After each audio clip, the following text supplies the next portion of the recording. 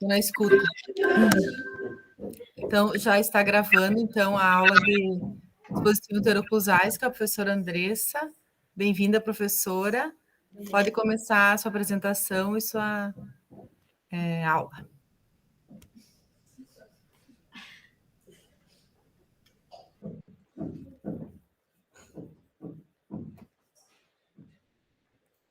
Calma aí, tá arrumando aqui.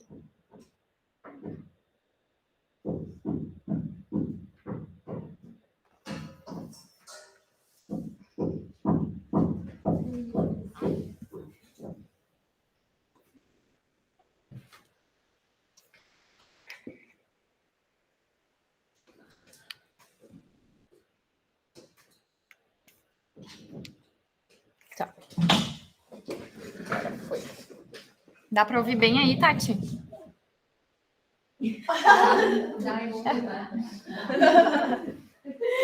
Foi quase o câmbio lá do Pantanar, agora acabou. Então tá, gente, como eu estava comentando antes com vocês, quem já foi meu aluno ali na graduação já teve aula de placas oclusais comigo. Como a gente é muito chique aqui no programa, eu troquei o nome da aula para dispositivos interoclusais, tá? Que é uma nomenclatura mais atual, né, do que plaquinha de bruxismo, né? Então, também se vê uma tendência a se chamar, né, de dispositivos oclusais, bastante em artigos, né, oral appliances. Então, vamos nos familiarizando com essa nomenclatura, né, mais atual. Então, só relembrando o conceito, né, de placa ou dispositivo interoclusal, então é um aparelho removível que vai ser confeccionado preferencialmente de acrílico, né, a gente vai ver as diferenças, que vai se encaixar nas superfícies. Às vezes não funciona assim. Esse meu coisico aqui. Deixa eu colocar aqui para a gente conseguir. Acho que ele melhora. Tem dias que ele funciona, tem dias que ele não funciona. Hoje ele está de férias, ele não quer funcionar, já está no sextou. Agora ele quis funcionar. Vamos, amigo. Aí. Tá lento, hoje ele não tá. Sexta-feira passou da metade da tarde, já entrou no modo final de semana. Tá? Então, segundo lá o livro do Olson, lá em 2008, a gente tem esse conceito, né? Então, que a placa rígida vai se encaixar sobre as superfícies oclusais, incisais dos dentes, criando um contato oclusal com a arcada inferior. Ou superior, se a placa for na verdade, na arcada antagonista. Vamos tratar assim. Então, sinônimos que vocês vão ouvir falar. Protetor de mordida, protetor noturno, placa interoclusal, aparelho ortopédico, placa de bruxismo, né? Placa oclusal e por aí vai. Mio-relaxante, a gente já vai comentar sobre isso, tá? Então, qual que é o objetivo da placa? Vai ser promover uma posição articular mais estável, a gente vai ver seja ela ali em RC ou MH, e que vai tornar, então, essa mordida funcional e reproduzindo uma relação de oclusão ideal, tá? Então, vai reorganizar ali a musculatura, consequentemente, a gente vai ver uma possível redução de atividade muscular anormal. Então, possível, a gente vai ver que existe essa alteração inicial, mas depois a gente vê que há uma adaptação. Essa mudança, ela não é permanente, tá? Então, o que a gente tem que ligar o alertinho aqui, tá? Que o uso da placa, ele vai proteger as estruturas bucais das ações deletérias, principalmente quando for o hábito parafuncional, e que eu realizar, né, a placa, entregar para o paciente, não vai curar ele do que a gente precisa, do que a gente está tratando, seja DTM, seja bruxismo do sono, né? Então, a cura da doença ali, o que estivesse tratando, só vai ocorrer se houver identificação e remoção dos fatores causadores, tá? Dos fatores etiológicos. Então, a placa, seja no caso da DTM ou bruxismo do sono, a gente vai utilizar como controle, né? Uma terapia de controle da disfunção, tá? Então, o uso de dispositivos, ele pode reduzir a carga muscular que está sendo aplicada ali, mas não vai reduzir, tá? Então, o paciente, por exemplo, bruxismo do sono, por ele somente utilizar a placa, ele não vai parar de fazer o bruxismo, tá? Eu vou estar protegendo as estruturas, posso até reduzir a carga que ele está sendo aplicando, mas não vou conseguir eliminá-la, somente, né, identificando e removendo os fatores etiológicos. Então, quais são as indicações de uso das placas, tá? Quando eu quero alterar as relações maxila-mandíbula, distribuir as forças oclusais, quando eu preciso sustentar essas relações intermaxilares, controlar dor e disfunção de músculos mastigatórios, para controle de bruxismo e outras atividades parafuncionais, principalmente prevenir desgaste e cargas traumáticas. Então, como eu consigo reduzir, então eu removo, né, aquele excesso de carga que está sendo aplicada, para controlar a mobilidade dentária, quando eu necessito modificar a relação intraarticular, aqui posição de côndilo, aqui na ATM, e proteção de reabilitações protéticas, né, em pacientes em que haja necessidade de realização da placa. Então, como que funciona? Qual é o mecanismo de ação desses dispositivos interoclusais, tá? Existem várias teorias, tá? Então, não se sabe bem ao certo como que ela funciona. Então, eu trouxe aqui algumas teorias que existem, né? Então, algumas são mais aceitas, outras né, estão surgindo com mais força, e pode ser que elas funcionem todas juntas também, a gente não sabe. Então, a primeira teoria do mecanismo de ação seria a teoria da alteração da condição oclusal. Então, quando eu utilizo a placa, ela é confeccionada para que eu tenha, né, a reprodução de oclusão ideal ali na parte oclusal. Então, assim, eu vou ter uma condição de oclusão estável. Então, geralmente, eu vou diminuir a atividade muscular mastigatória, vou diminuir os sintomas, tá?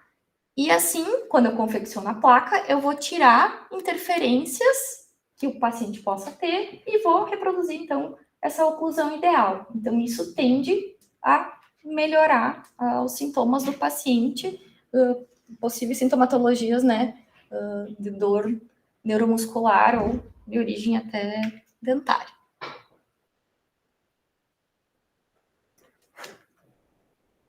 Deixa eu só voltar aqui. Essa da condição oclusal, ela é a mais antiga, digamos assim. Então, se acreditava antigamente, então, por ser a teoria mais perpetuada, assim, através do tempo, então, o que se pensava? Eu arrumei a oclusão, eu produzi uma oclusão ideal, eu consegui, né, diminuir a sintomatologia. Então, se só funciona, né, quando o paciente está usando a placa, quando remover a placa, então eu vou tentar reproduzir essa condição de oclusão ideal no paciente. Então, muito se fazia me faltou os desgastes oclusais, né, para tentar o nome, né, Tati? Agora eu me fugiu. Ajuste oclusal. Gente, o Covid me pegando. Ajuste oclusal. Então, tentava se reproduzir o que era reproduzido através da placa permanentemente no paciente, tá? Causando, então, alterações, né, de desgaste dentário, enfim, que são irreversíveis no paciente. Muito por isso também que se associa isso ao ajuste oclusal, ao ter a relação oclusal ali perfeita, a ausência de sintomas, né?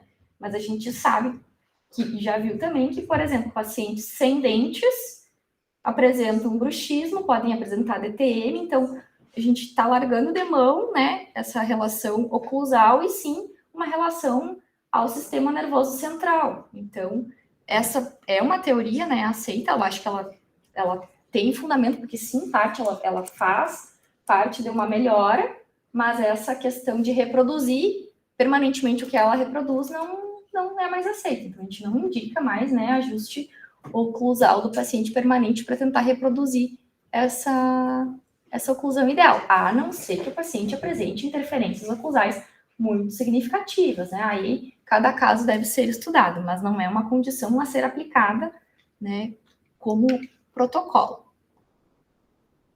A teoria da alteração de posição condilar, Então, quando eu necessito de uma alteração de posição de côndilo, para uma posição que seja mais confortável, mais estável, eu vou ter a diminuição dos sintomas. A teoria da alteração da dimensão vertical de oclusão, porque também eu estou alterando ali, deixando temporariamente o paciente numa relação confortável ali de oclusão, posso então diminuir ou até eliminar sintomas musculares, de dor muscular. A teoria da consciência cognitiva é basicamente a base do tratamento lá do controle do bruxismo em vigília, que é, né, aquela teoria do biofeedback. Se acredita que o uso da placa vai criar, né, na consciência ali do paciente, que eles, né, mesmo consciente ou inconscientemente, ele está recebendo estímulos ali da placa nos dentes, que vão liberar sinais ali para os próprios receptores do dente que vai sentir que tem alguma coisa ali. Então, muitas vezes, somente por eu estar utilizando a placa, eu já crio consciência de que tem alguma coisa ali na minha boca. Então, somente isso já pode alterar a minha, né, percepção e impossível, então, o meu apertamento ou comportamento deletério que eu possa apresentar, tá? E também existe a teoria do efeito placebo, né? Então, tem assim, aquela conversa com o paciente. Ele, né, talvez tenha o problema dele esteja relacionado, né, mais à parte psicológica, né? Então, ele pensa, eu preciso me tratar, vou lá, não, eu tenho que usar a plaquinha. Então, muitas vezes, só de ele saber que ele está procurando ajuda, de estar usando, né, um aparelho para proteger ali, muitas vezes só a parte emocional, já psicológica, o paciente pode agir também, então, melhorando os episódios, né, da disfunção. Outra teoria, então, aumento do estímulo periférico ao sistema nervoso central, que é isso que eu já comentei, então, que fornece o contato ali com os dentes na placa, né, fornece, então, essa alteração no estímulo sensitivo, e vai diminuir, então, vai alterar lá as sinapses, né, que chegam ao sistema nervoso central, então podem acabar diminuindo os episódios, diminuindo sintomatologia dolorosa. E outra teoria também, que existe, né, que é a menos aceita, assim, que seria de regressão à média. O que é? O paciente está com muita dor, ele vai procurar o dentista, então até ele iniciar o tratamento, o paciente chega lá já no pico da doença. Então, normalmente, mesmo se não fosse fazer nada, talvez já fosse regredir. Então, existe a possibilidade de uma das teorias ser essa de regressão à média. Mas só para saber que existem os mais aceitos ali. São, então, de alteração de dimensão vertical, a de reposição, né, articular, a de oclusão e a de efeito placebo. Tá? Então, a gente vai ter dois tipos de placas, tá? A placa reposicionadora e a placa estabilizadora.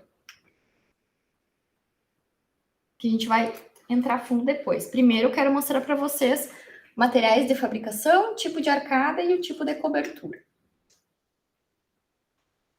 Então, para material de fabricação, a gente pode ter placas resilientes, que vão ser aquelas placas confeccionadas com lâmina de acetato, tipo a placa de clareamento, só que com um acetato mais espesso, tá? Então, até 3 milímetros. A gente vai ver depois a fabricação. As placas rígidas, que são confeccionadas em resina termopolimerizada, que é aquela confecção no laboratório, ou as placas mistas, que vão ser utilizadas de uma parte com a lâmina de acetato e a outra parte de resina acrílica, daí autopolimerizado, né? Que é a nossa famosa placa social. Depois a gente vai ver. Então, as placas resilientes, elas são mais indicadas como protetores bucais, tá? Principalmente para praticantes de esportes que possam ter impacto, tá? Então, dá para enxergar ali. A gente tem a plastificadora. Ai, não tá funcionando. Mas ali no cantinho é a lâmina de acetato. que vai na plastificadora ali a vácuo, sob um modelo que vai contornar os dentes, tá? Então, a característica dela resiliente é que ela é mais molinha, né? Então, ela tem que ter uma certa espessura para não ficar também tão maleável, tá? Mas quais são, então, as indicações, além de protetor, né, esportivo? Situações emergenciais, então, que eu preciso, na hora, já ter a placa, até que eu consiga uma diminuição da inflamação, preciso auxiliar, então, medicação, fisioterapia, ou até que eu consiga que uma placa rígida seja confeccionada, tá? E, então, talvez uma alternativa para quando eu não consiga confeccionar no dia a placa social, tá? Que seria a placa mista. Então, mais para situações emergenciais mesmo, ou para parte, então, de atletas, tá? Ou para criança, assim, algo que eu preciso só proteger, né, temporariamente a estrutura bucal. Então, como que é confeccionado? A placa de acetato vai lá na plastificadora, a vácuo no modelo, vai ser, então, delimitado ali, recortado com um disco diamantado. Não é muito fácil de recortar, se eu tentava recortar essa placa mais grossa, ela é bem dificilzinha de recortar, tem que ser com um disco ali, ela vai ficar bastante aresta, pontinhas, então vai ter que dar uma boa acabada e uma lixada para não ficar, não ter perigo, então, de machucar o paciente, tá? Contraindicações, pacientes com bruxismo, tá? Até essa foto foi, acho que semestre passado, né? Eu não lembro o nome desse jogador, se alguém acompanha a NBA, ele é um bem famoso lá, que apareceu mordendo o protetor dele. Então, para pacientes com parafunção, não é indicada, porque por ela ser resiliente, às vezes ela até induz que eu faça mais, ela é molinha, né? Ela vai induzir a aumentar até a parafunção. Então, pacientes com bruxismo não é indicado que se utilize esse tipo de placa. Alguém de vocês que tenha bruxismo e já usou placa de clareamento noturno? Não sentia que a minha chegava a ser furada quando eu usava à noite. Então, aumenta muitos episódios. Não é indicado. Nesses casos, eu não tenho bruxismo. Só que quando eu coloco, eu fico apertando. Daí, nesses casos, também pode acontecer com essa plaquinha. Pode. E daí, tu suspende. Ela é para uso emergencial. Caso tu necessite para um momento para, né, manter estabilidade oclusal ali do dente, alguma coisa, precisa proteger na hora, situação emergencial. Não é indicado. Claro que se tu for fazer, faz boxe ou muay thai, tu vai usar ali 1 hora e depois tu vai tirar, né? Tu vai fazer um uso contínuo. Até placas de clareamento para pacientes que, né, tem episódio ou possam haver. Eu já não indico mais nenhum caso fazer noturno, né? Faz o uso diurno ali 1, 2 horas enquanto tá olhando a novela, a série. Mas você tem que cuidar, né? Porque pode ficar mordendo. Mas assim, se tá em vigília ainda é melhor do que eu acho que do que tu ficar a noite inteira, né? Durante o sono. Meu bruxismo era bastante fluido da live. Aí já entra na área da Mari. Que acha que se ficar vai mais rápido, ajudando a placa, né? É o que os meus pacientes falam. Aí eu ficava apertando. É porque nos primeiros dias ela não encaixa direito. Isso, aí eu fico só fazendo assim pra ficar no lugar. Assim. Eu peguei um monte de gente travada. Estimula, né? É bem importante o paciente, né, ter consciência do que pode até desenvolver uma disfunção. Uma coisa tá uma outra. Eu não posso usar Invisalign. Tá? Outro tipo, então, é a placa mista, também conhecida como placa social, que eu não vou abordar a parte de confecção, porque eu acho que o Pica das Galáxias vai abordar em aula. Mas o que consiste essa placa, então? Da mesma maneira que é confeccionada resiliente, né? Com o mesmo acetato, recorta. Só que o que vai acontecer? Para a gente recobrir essa parte mais macia, né? A gente vai utilizar uma resina acrílica autopolimerizável, aquela que a gente usa ali em laboratório, tá? Então, se faz um jig anterior, da espessura até conseguir a lisoclusão na parte posterior. E depois se acomoda, né, a resina acrílica aqui, toda a parte oclusal, pode ser em rolinho, pode ser como colocando aos pouquinhos, e preenche ali toda a oclusal da placa e leva em boca para o paciente morder.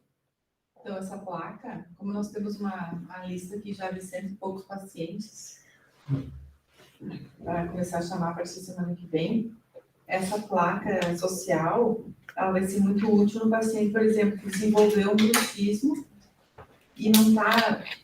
Você vai ter muito paciente com bruxismo. E aí vai dar tempo ele ficar fazendo placa e tal. Aí, se ele já se desenvolveu, a gente faz a placa social para a fila andar mais rápido.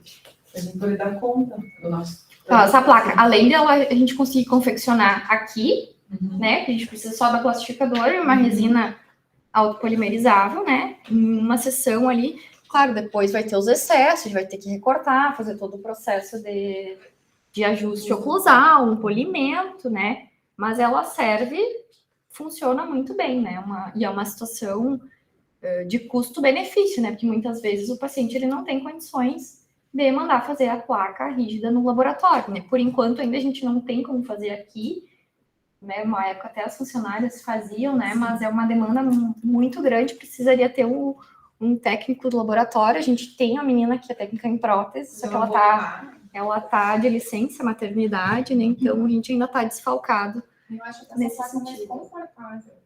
Tá, essa. Porque a placa é totalmente rígida, só de acrílico, né? O acrílico, ele sofre deformações, né? Ele resseca e contrai. E aí, às vezes, algum dente que tem uma inclinação, né, mais acentuada, ou um pontinho que resseca mais uma determinada região da placa, começa a fazer pressão, especialmente na região do incisivo. E aí ela se torna desconfortável. E às vezes, quando tu tira, tu não vai mastigar, tá dolorida, tu começa a pegar ranço da placa, sabe? Tu só usa quando tá morrendo de dor. E essa placa, que ela é um pouco resiliente na porção interna, né? Menos, assim, um pouquinho mais do que a resina acrílica, menos rígida que a resina acrílica, ela fica mais confortável. E não aperta, assim, desse jeito. A última placa que eu fiz pra mim, ela é assim. E é muito. E como é que ela é em relação à retenção? Ela ótima, retém super bem. Porque a parte de dentro é como se ela fosse mais emborrachada. Então, ela tem uma certa aderência, assim, ao dente. Ela fica bem retentiva. Ela é uma ótima alternativa. Claro que ela não vai ter uma durabilidade quanto uma placa de acrílico rígida, né? Mas geralmente, se tu precisa para pouco tempo de uso... Qual é a durabilidade dela? Não vou saber até dizer. Acho que depende também do uso, né? No consultório particular. Eu acho que varia muito do paciente para paciente, a força de apertamento, né? Sim, porque tem paciente que quebra a resina, aí tu tem que acrescentar novamente, ou pode ser consertada. Mas tem paciente que quebra uma placa feita em laboratório, imensamente. Então, varia muito do paciente. Tem paciente que também tem que aceitar, né? Porque essa de resina alto, ela fica mais feia. Ela é mais porosa. Ela vai manchar. Aí daqui a pouco a pessoa já pega um nojinho, né? Aí tu troca. Sim. Ela é assim, ela é uma demanda mais estudos, assim. A gente vê bem mais a placa acrílica, né? É que, na verdade, ela é uma adaptação da acrílica, né? Eu acho que Não, ele vai ser mais confortável, porque é o que eu escuto da reclamação dos pacientes. A placa é bem isso aí, a placa acrílica, tem gente que assim, não, eu não consigo usar isso aqui, eu tenho paciente que eu tô fora. Pegou a placa, saiu, ajustou, deixa eu ver. Então eu vou contar como é que é a minha. A minha, ela é de laboratório, mas a porção interna é prensada primeiro, entendeu? O miolinho dela é mais confortável. Vou trazer para vocês olharem. É bem legal. Alguns desenvolveram uma Mariana mista de laboratório. Não, mas é uma queixa muito frequente mesmo, de ser desconfortável. Isso é porque eles não chegaram na minha fase, na fase de dor miofascial generalizada, daí se não usar a placa, aí sim tu tá lascado mesmo. Não, e aí essa a minha plaquinha é uma coisa que eu carrego mais que uma joia, a minha mimosa. Mas é difícil de alterar e começar a dar pressão, é comum. A minha Só que, né, eu, como paciente dentista, eu mesmo identifico lá e vou lá e tenho meu técnico em casa com as minhas fresas, eu mesmo ajusto. Mas o paciente, se, né, já tá com ranço, começa a apertar, E outra vai coisa, acabar assim, desistindo de placa usar. muito volumosa. Se eu não tiver salamento labial, eu não durmo. Eu não consigo dormir de boca aberta. Aí tem que põe uma placa gigante na boca, fica babando, eu me acordo molhada aqui, irritada, não gosto. Tem que ser uma placa fina, uma placa confortável, que eu consiga, sei lá, o lápis, senão eu não durmo. Então, assim, depende da chatice do paciente. Não, mas eu acho que isso é bem importante, uma peculiaridade, eu acho que clínica, assim, que os estudos não trazem essas coisas que a gente vê na prática mesmo, e que é tão importante a questão do uso da placa, dessa questão da parte neuromuscular. Que a Tati, por exemplo, a minha placa é maravilhosa, se programa super bem. Tem paciente que não, tem paciente que é muito pior.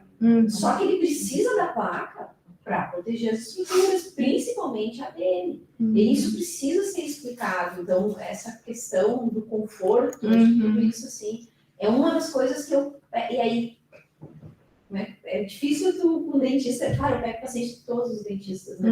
Especialistas, não especialistas. Sim. E aí é uma coisa, para mim, complicada. Eu fico lá, não, só tem que usar a placa, mas aí tem que... Ele tá reclamando que a placa... Eu tenho que começar a mandar umas dicas pros dentistas. É que pode ser que a placa não tá bem ajustada, né? Enfim. Manda pra cá, que Jura? Por isso que essa questão da placa social é uma coisa que eu não vejo no privado, por exemplo. Eu nunca vi placa mista, é só placa acrílica. É que a placa mista, ou tu tem que pedir pro laboratório fazer, ou o profissional que faz, mas aí tu vai ficar fazendo, vai perder tempo. Da Santa Cruz. Óbvio, que são essas coisinhas. Eu acho que aqui ninguém faz. Não é usual, né? Nunca vi. E outro problema que é o dos não especialistas, ou os que não têm conhecimento, é que assim, acha que tu molda e manda para o laboratório fazer, e não tem conhecimento do ajuste, né, das indicações, para ver se está correto, né, não é só mandar fazer e instalar na boca do paciente, né. Então, muitas vezes a queixa pode estar relacionada até a um erro ali de adaptação, de ajuste, enfim, né. Não sei. Ou resistência do paciente também em aceitar, A né? ideia da placa mista, né, de ser placa social, Ela é o justamente custo, né? para ela ser o custo mais baixo. Então, O custo é a rapidez. e ela não é assim muito difundida. Eu não vejo isso ser difundido, porque também qual é o interesse, sei lá, do dentista fazer um negócio mais barato, né? Então, é um negócio que a gente vai fazer aqui, porque a gente vai atender muita gente precisando de placa, não tem tempo, a pessoa não tem dinheiro, e é aqui que eles vêm procurar atendimento. Então, é uma obrigação social também do projeto atender a essa população. Então, a gente tem esse papel também. Não, minha dúvida, desculpa, eu levantei porque a Mariana falou da dela, né? E aí ela falou desses benefícios, eu já me acendeu desceu uma coisa talvez para alguns pacientes. Esse relato é uma característica nova para ele. Geralmente aqui a gente só vê falar, né? Vai estudar, fala de custo e rapidez, né? Eu tive uma aula sobre essa placa, conforto. que ela ainda não tinha o nome de placa social, o nome chique dela, né? Eu tive no mestrado em 2017 com o professor César Garbim de Passo Fundo, que é falecido. Ele foi lá ele deu a aula de DTM, né, disciplina de DTM condensada lá pra gente no mestrado em orto, e ele deu assim como uma opção para o ortodontista, porque assim, a gente não vai começar tratamentos de um paciente sintomático, não vai alterar a oclusão de um paciente sintomático, primeiro tem que ter a revisão do sintoma, né? E aí, assim, para vocês diagnosticarem, saberem, né, se vai ajudar e tal, vocês podem fazer essa placa, é uma placa mais rápida, vocês fazem no consultório, né, normalmente o orto já tem um Plastivac, então tu faz ali na hora, rápido, né, não precisa nem montar no articulador, ele ensinou a fazer a placa como um método de diagnóstico nosso, porque daí depois, se tu não quer tratar, tu manda para o especialista que trate e devolve o paciente só depois, né, então imagina, 2007, isso fala tão pouco ainda. Né? Sim, mas esses aqui, essas fotos do livro lá do Oxford, da versão de 2008 já tinha, né? Com uma placa mista. Então, realmente agora que tá ganhando que as força redes com esse sociais nome. deram uma certa... O próprio Garanhani, ele difunde, né? difusor dessa ideia e ele dá esse curso para um monte de gente, então acho que agora que vai começar. Que aumentou. Vai ficar na moda. Vai. Ficar na moda, a mais da Tá moda. instagramável. Tá. E como que vai ser em relação ao custo disso aqui? Assim, Não sei. O quê? Custo aqui no projeto O quê? das placas. É só o custo laboratorial, que a gente manda fazer no laboratório, acho que tá 200. Mas se for fazer a mista, vai usar aqui. A material lista é só o valor da plaquinha, porque o acrílico polimerizado tem aqui. Ah, se tiver ainda, né? Tava acabando. Ah, quando acabar, a gente vai ter como. Eu não aqui. Tá. Então, além da placa resiliente, a placa mista, a convencional, então, placa rígida confeccionada em resina acrílica termopolimerizável, né? De polimetilmetacrilato. Em relação, então, ao tipo de arcada, as placas podem ser confeccionadas na arcada superior ou na arcada inferior. Então, a mais comum é na arcada superior, né? Então, é onde a gente consegue maior estabilidade, né? Mais fácil de obter todos os contatos. A gente não tem, né, a relação aqui da língua, que vai ficar se movimentando para desocluir, remover, né, do local ali a placa. Então, vai te dar mais também retenção, principalmente em relação à anatomia ali dos dentes. Se for uma superior, assim, rígida, ela não vai acabar desgastando no inferior?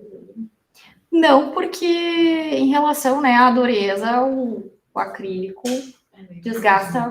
vai desgastar o acrílico e não o dente. A gente vê os risquinhos dos dentes. Eu já perfurei 3 placas já. Hoje em dia eu tô controlada. Com a mesma já há um tempo. Medicado. Só se fosse de porcelana. É. Quer dizer, se né, for, né, uma cerâmica com o dente, sim, daí o Mas que desgasta é o dente, não a cerâmica. Tá, então, a mais comum é na arcada superior, tá? Mas existe a possibilidade de confecção da placa na arcada inferior. O que tem de vantagem, então, a parte, né, questão de estética e fonética, não tudo aquela coisa assim. Mas, assim, só se o paciente fosse fazer um uso diurno, né? No caso do bruxismo, a placa vai ser indicada para o bruxismo do sono, né? Em vigília, a gente tem outros tipos de terapia para controle, mas, por exemplo, pode ser indicada uma inferior, caso o paciente esteja passando por um processo de reabilitação superior, né? Que não precisa ficar fazendo ajustes e reembasamentos a cada vez que muda, né? Durante o tratamento. Mas, enfim, eu nunca vi ninguém com placa inferior. Eu não sei se até tanta foto que já é antiga. Foi inferior.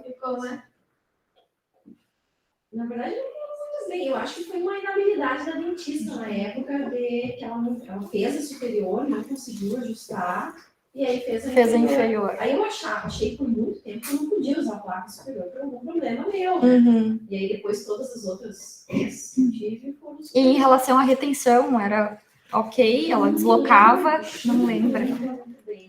Mas eu acho que é ok, assim, porque cumpriu o papel, usei algum tempo depois. Eu quebrei uma outra foi superior. Uhum. Eu quebrei, parti assim.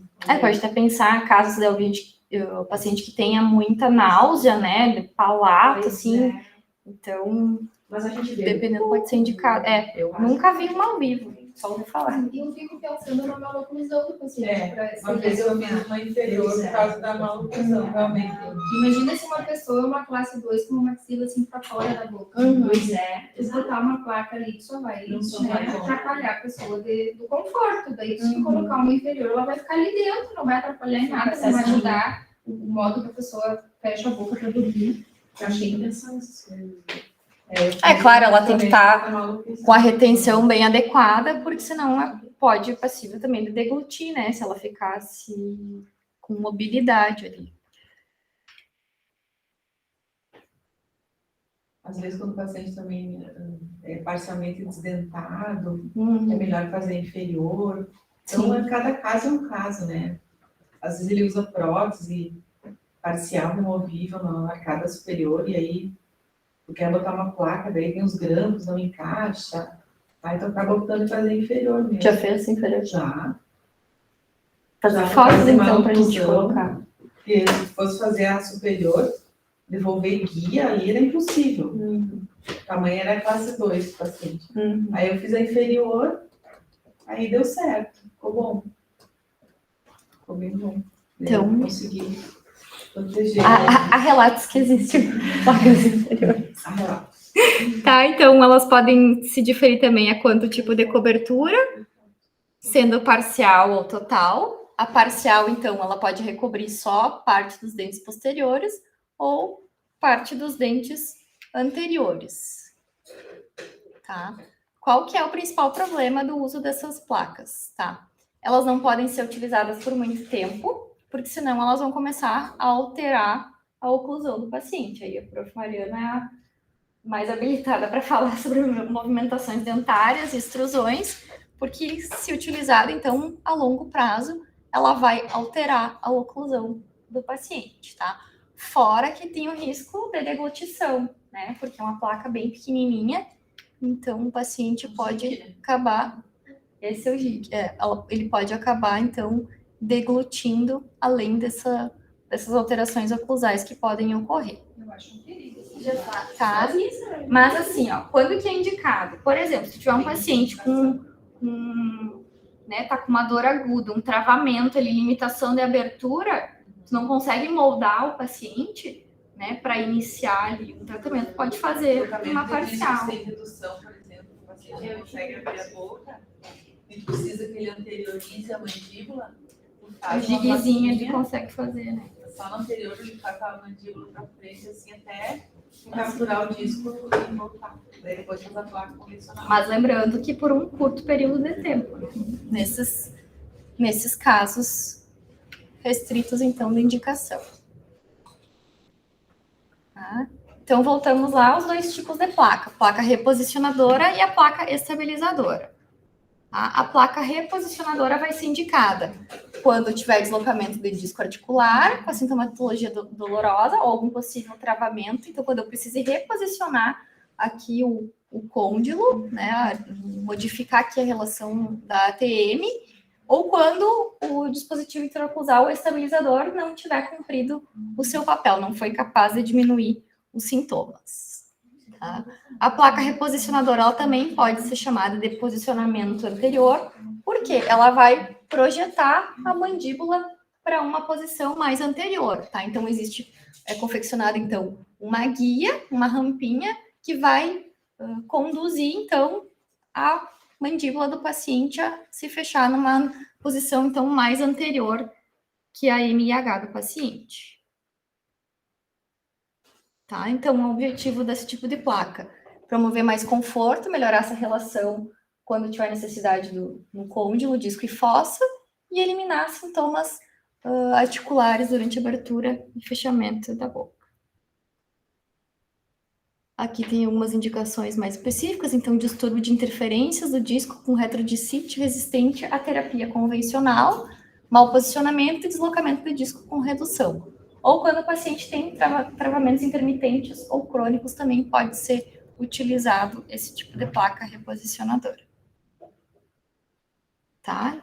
Então, como tinha antes ali na fotinho, ele tem uma rampinha, que quando inicia o fechamento, ela vai entrar em contato com... Os incisais entram em contato com a rampa, que vai guiar, então, o fechamento da mandíbula, uma posição, então, mais anterior do que a mordida em MIH, tá? Aqui, uma fotinho, então, em oclusão, e outra fotinho ali com uma placa fica em boca, né? Então, acho que aquela rampinha, ela tá mais para dentro ali da boca, diferente da placa aquela convencional que a gente conhece, tá? Então, aqui é uma visão lateral. Então, essa rampinha serve como guia para o fechamento, para posicionar nessa parte, né, então, essa posição mais anterior. Agora, a nossa placa estabilizadora. Então, ali eu coloquei outros, né, sinônimos, placa, né, de relaxamento, meio relaxante. Por que a placa antigamente ganhava esse nome? Porque acreditava-se que, quando a gente usava a placa, haveria, então, um relaxamento muscular. A gente até percebe que há, porque eu estou alterando ali no início, a gente percebe essa alteração em relação à as estruturas ali musculares. No entanto, esse efeito ele tende a passar. Então, eu não deixo de apertar. No início, ele até pode reduzir, né, as forças, mas depois o organismo acaba, né, se acostumando. Então, não se vê esse efeito relaxante, né, o mio relaxante. Então, não se usa mais esses termos para se referir a placas, tá? E sim, então, a gente chama de placas estabilizadoras, tá? Porque diferente da outra que vai reposicionar, ela só serve, então, para estabilizar ali a oclusão. Indicações, então, para bruxismo do sono, para dores musculares, artralgias, alguns casos de deslocamento de disco, proteção de reabilitação protética. E ela então, por que é mais indicada? Porque é uma alternativa que é reversível, que vai funcionar, então, para aliviar sintomas de disfunções, então, como DTM e bruxismo, tá? Mas lembrando que é um tratamento paliativo, né? Ele não serve como cura. Ele vai tratar, então, de sintomas e vai proteger as estruturas. Então, antes de fazer a placa, a gente precisa preparar o paciente, ver se ele tem interferências muito grosseiras ali, a gente tem que eliminar antes e tem que avaliar se ele tá, né, vai precisar de alguma troca de restauração, se ele tá passando por algum procedimento de confecção de prótese, que tudo isso deve ser levado em conta, né, antes ele confeccionar, por exemplo, a placa rígida, que ele vai ter que mandar no laboratório, confeccionar, ele vai gastar. É possível que eu vá fazendo o reembasamento conforme o tratamento for andando, né? Ou ver uma alternativa, então, faz na inferior, faz na arcada antagonista do que tiver sendo realizado o tratamento. Tá?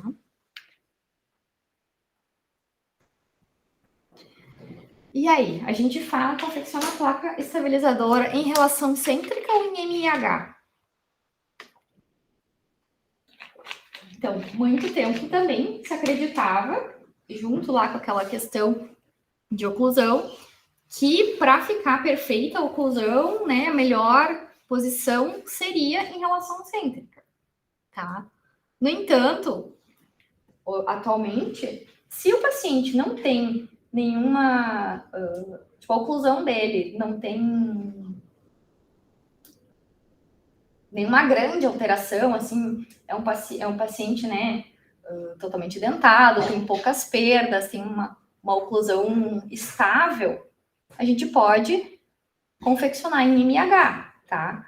Então, quando eu não tenho grandes discrepâncias entre RC e MIH, é tranquilo fazer em MIH, porque é mais tranquilo, né? O paciente já está acostumado, não precisa treinar ali. Vocês fizeram em vocês. Sabem como é difícil a gente conseguir realmente registrar em relação cêntrica, daí às vezes tu acha que está registrando em relação cêntrica e não tá, chegava na hora de montar, estava tudo torto, né? Então facilita, é muito mais fácil eu registrar em MIH. Quando eu tenho um paciente com, né, uma oclusão ali estável, não preciso modificar essa relação. E se eu não for necessário, né, reposicionar aqui a ATM para, né, como objetivo ali do tratamento. Então, até tem esse estudo aí de 2009, em que eles fizeram um estudo clínico lá com alguns pacientes. Então, uns fizeram as placas em RC, outras em MIH. Então, não teve diferença ali em relação aos benefícios do tratamento, tá? Então, acredito que o Profitat também vai indicar quando possível fazer em MIH, né? A não sei que seja... É mais complicado, a não ser que seja necessário, não, precisa, o paciente não tem nenhuma oclusão, eu preciso reorganizar ali, ou vai fazer, né, alteração, está em tratamento protético, preciso fazer uma alteração da dimensão vertical, né, então pode ser que seja necessário, mas usualmente para pacientes normais com uma oclusão estável, faz em MIH, que é mais tranquilo. Como que a gente vai confeccionar, então? Preciso obter um molde, um modelo do paciente, né? Então, vou moldar um material de moldagem e vou ter os modelos, tá? Aqui a gente vai confeccionar da maneira convencional, né? molda ali com alginato, confecciona os modelos em gesso. Atualmente, até dando uma pesquisada ali, pode-se fazer as plaquinhas de maneira digital. Tá? Então, faz o escaneamento, aí faz o planejamento no software, e daí é fresado ou é impresso a placa. Tá? Eu vi que o pessoal que é especialista está investindo nisso, porque daí teria, né, menos alterações ali do material, precisaria de menos ajustes. Até, inclusive, depois, se eu conseguir projetar do meu celular, ali tem um vídeo que trabalha com o professor Paulo Conte, lá em Bauru, que ela tem um Instagram que é BPM, dor, orofacial. Então, ela gravou ali na hora com a plaquinha que ela foi fresada, os modelinhos ali impressos, ela tira do coisa e instala na boca do paciente, ficou perfeito, não precisou de nenhum ajuste. Só que, sim, é bem mais caro, né? Tu tem que ter alguém que faça o escaneamento, tem que ter um laboratório de confiança, que planeje direitinho, que vá fazer todo esse processo digital corretamente, para que sim você tenha uma vantagem, né? Eles fresam só a placa ou eles imprimem o modelo e fazem? Aí imprime o modelo, com ideia digital, imprime o modelo e fresa a placa. Se tu fizer escaneado, né? Você não pode mandar o modelo de gesso, eles escaneiam o modelo de gesso e fresam também pode ser. Mas eu entendi que isso, né, é um pouco mais complexo, assim, tem que ter um planejamento bem correto, tem que saber o que está fazendo ali para a placa vir realmente assim ajustada e com mínimos detalhes, né, que sejam necessários de ajuste. Mas aqui a gente vai trabalhar com a técnica convencional, tá? Então, vou ter os modelos, eu preciso registrar a oclusão do paciente, tá? Então, aí vou decidir se eu vou fazer NRC ou MIH.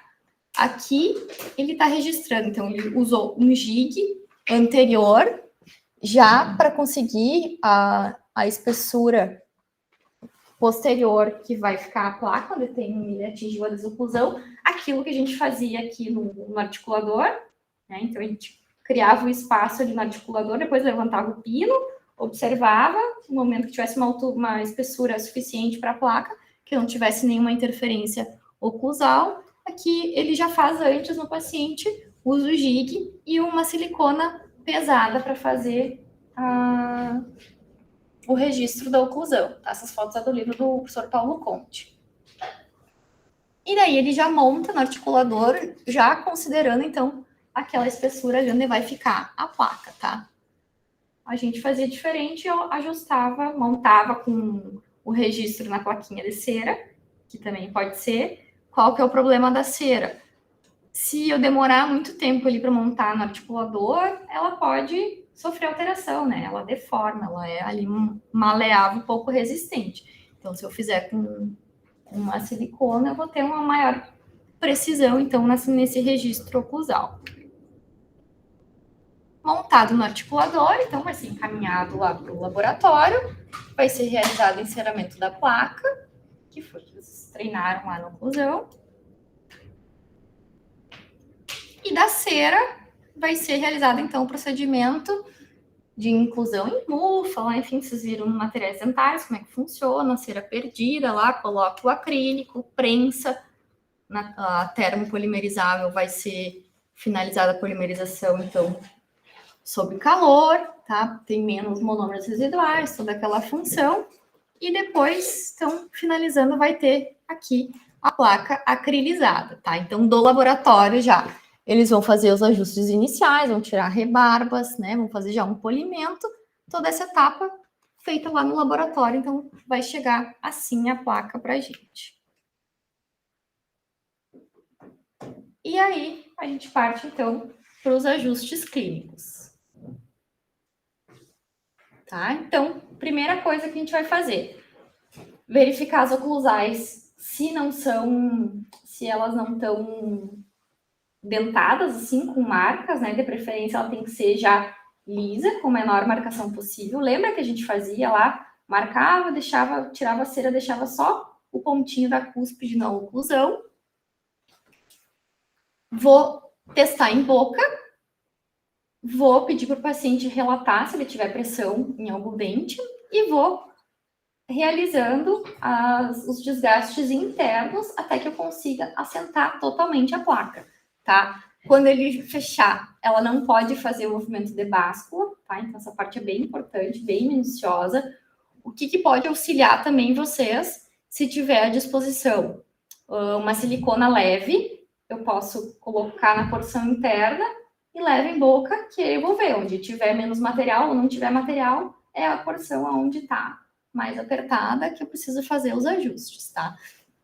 Então, até antes de iniciar qualquer ajuste oclusal, a placa tem que estar completamente assentada, tá? Vocês conseguem enxergar nessa aqui é a transparente, o contorno ele tem que estar bem direitinho, tem que estar bem assentado, sem nenhum desconforto para o paciente. E sem fazendo movimentação, né, lateral quando o paciente oclui, tá? Feito o ajuste interno, então, ela está bem assentada, eu vou iniciar, então, o ajuste oclusal. Seca bem a placa para fazer a marcação, então, dos contatos com o papel articular. Vou usar pinça de Miller, papel carbono e pede para o paciente ocluir. Então, os contatos têm que estar todos bem distribuídos, tá? De força igual, então, preferencialmente, né? Só os pontinhos, bem lá como a gente via lá que a gente fazia lá na parte do enceramento. Dentes posteriores com um contato maior do que os dentes anteriores e uma superfície plana e lisa, tá? Tem que permitir que haja o deslizamento dos dentes sobre a placa. Faço os ajustes necessários, então, com a fresa. E eu tenho que obter, então, contatos oclusais, assim, bem bonitinhos, bem distribuídos, tá? Esses são os ajustes, então, dos contatos cêntricos, tá? Depois a gente vai partir para a análise, então, dos contatos excêntricos, de guias de protrusão e lateralidade, tá? Então, como que a gente faz? Bota o papelzinho, né, ali em posição, vai pedir para o paciente fazer o movimento de protrusão, retorna e lateralidade para um lado. O ideal é que a gente consiga aquela marcação em Vzinho ali. Então, vai fazendo os ajustes até eu conseguir direitinho esse deslizamento das guias, tá?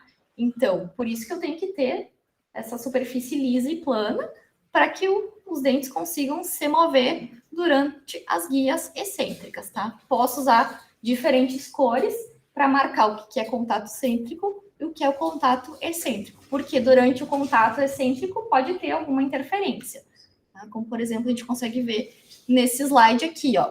Aqui eu tenho um outro contato, uma interferência, que foi marcada durante o movimento de lateralidade, tá? Então, o ideal é que ao final do ajuste oclusal da placa tenha, assim, contatos oclusais bem marcados e guias bem marcadinhas, tá? Em boca, então, como é que a gente vai olhar? Contatos posteriores estão bem distribuídos, eu coloquei ali o papel carbono, já avaliei se está tudo certinho. Vou pedir para o paciente executar o movimento de lateralidade, né? Então, vai ensinar bem, instruir bem o paciente como fazer essa movimentação. Então, aqui, ó, guia canina, aqui do lado direito, estão tocando somente canino, desoclusão na posterior ali, não tenho nenhuma interferência. Tá? Da mesma maneira do outro lado. Então, durante a lateralidade, só toques de caninos, tá? Com a placa.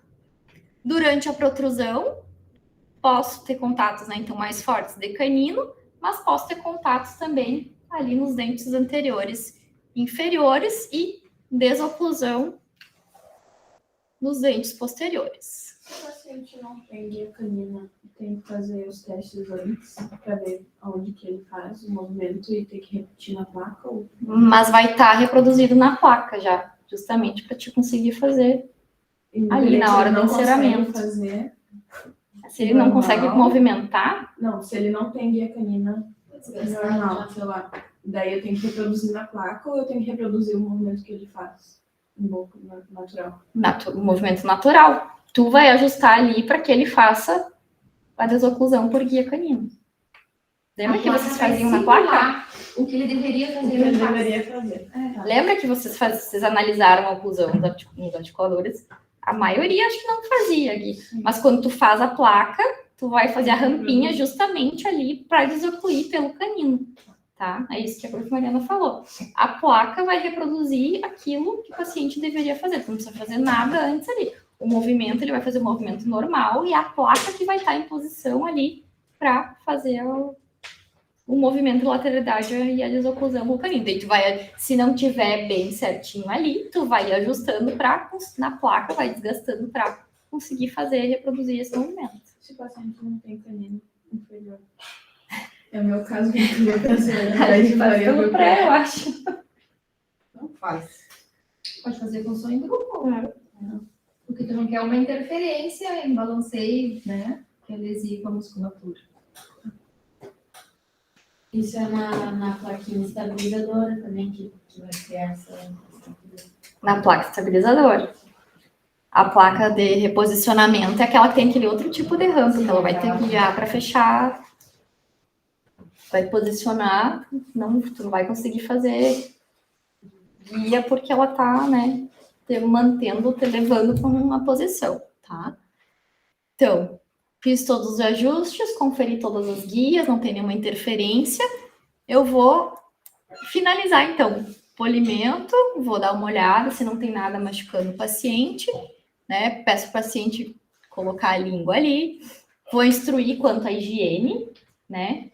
Escova, plaquinha normal ali. Se quiser usar um pouquinho de pasta para tirar assim o gosto, mas nem uma pasta abrasiva, nem nada, né? Enfim, o ideal até seria armazenar em água para a placa não ressecar, né? Mas eu sei que é difícil. Tenho que, né, mostrar para o espelho como que ele vai inserir e remover a placa, né? Ela não pode estar muito retentiva, que vai ficar difícil, né, de colocar e remover. E depois eu vou chamar, então, esse paciente, né, 2 dias, 7 dias, para ir fazendo um acompanhamento, né? Porque pode ser que no momento ali não relatou nenhum desconforto, mas já na semana seguinte, eu senti um pouquinho de pressão nesse dente, então precisa de um acompanhamento, não é entregar a placa e tchau, né? E muitas vezes, durante um tempo, né, 6 meses, é bom o paciente retornar para avaliar se, né, a oclusão ainda tá adequada, se não houve nenhuma modificação, se tá tudo certo, tá?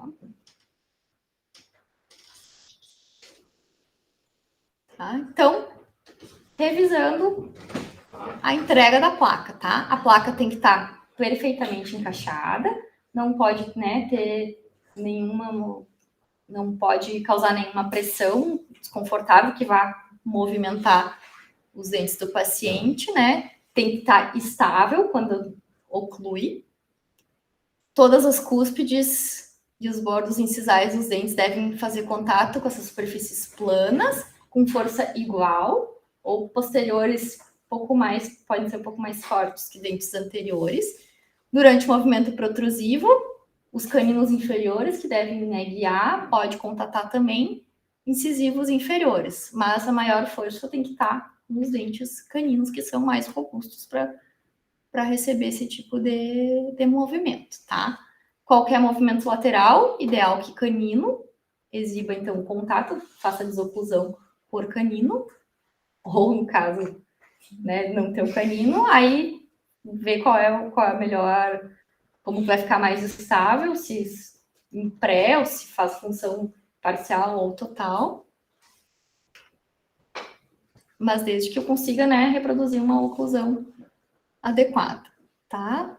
Então, já falei antes, dentes posteriores e inferiores tem que ser contatos mais fortes que os anteriores, o mais plana possível. Eu não posso, né, ter nenhum tipo de interferência que não vai permitir que eu faça o deslizamento, e ela tem que ser bem polida, né, tá bem acrilizada, bem acabada, para que não cause nenhum prejuízo, então, aos tecidos moles, tá? Ela também não pode ser muito espessa, né, que vai ficar machucando o lábio, como prof. Mariana relatou, que não consiga selar ou que fique desconfortável. A parte, na superior, a parte de palato ali, eu, por exemplo, tenho muita ânsia. Então, o menor possível ali na região de palato, para que consiga ficar retida, né? Até para não ficar machucando ali a região de pregas palatinas. E é uma placa bem bonitinha, bem organizada. Tá? Então, para bruxismo, eu já tinha mostrado na outra aula, que já é bem consagrado, que o aparelho, o dispositivo interoclusal, então ele serve para proteção dos dentes.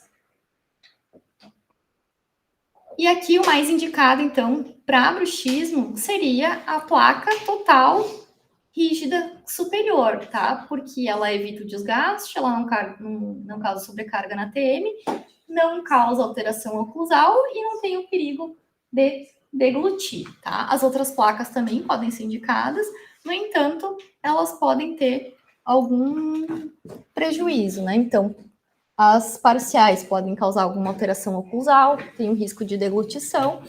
A mista também cumpre a mesma função que a placa rígida superior, tá? Que era o que a gente estava comentando antes. Um custo mais baixo e mais rápido, tá?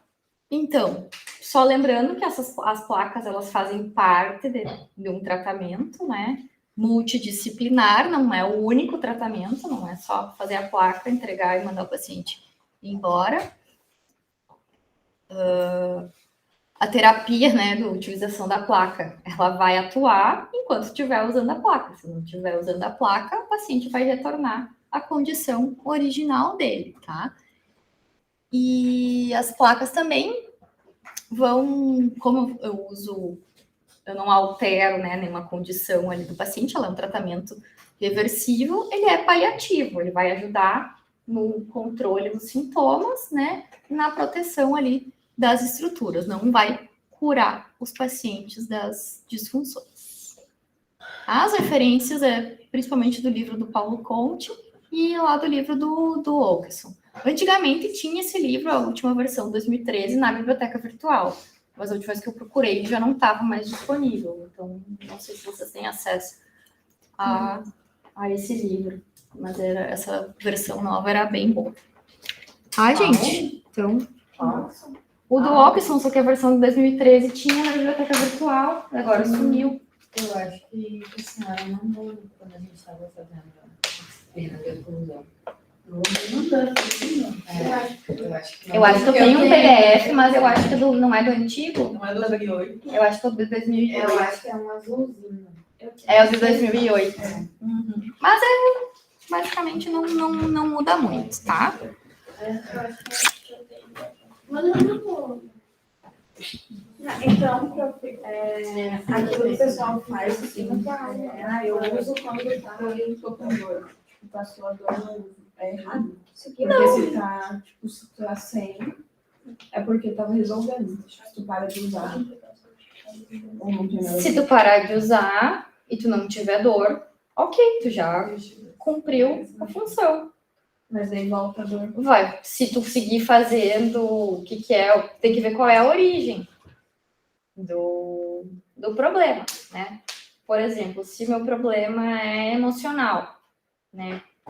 E eu tenho tendência a fazer o bruxismo do sono quando eu tô mais estressada, ou antes de uma prova, não sei o quê, acordo com dor, tu vai usar a plaquinha. Ai, tô de férias, tô na praia, tô lá tomando uma caipirinha, tá tudo ok. Isso não tem necessidade de eu utilizar. A não ser que tu tenha, né, que utilizar para um tratamento mais específico, né, de DTM, de reposicionamento. Então não é errado. Tu vai utilizar enquanto não tiver os episódios. Se não tiver, tu não precisa utilizar. Enquanto o ajuste que relatam começa a fazer os furinhos, né, na placa. Tem como ajustar isso?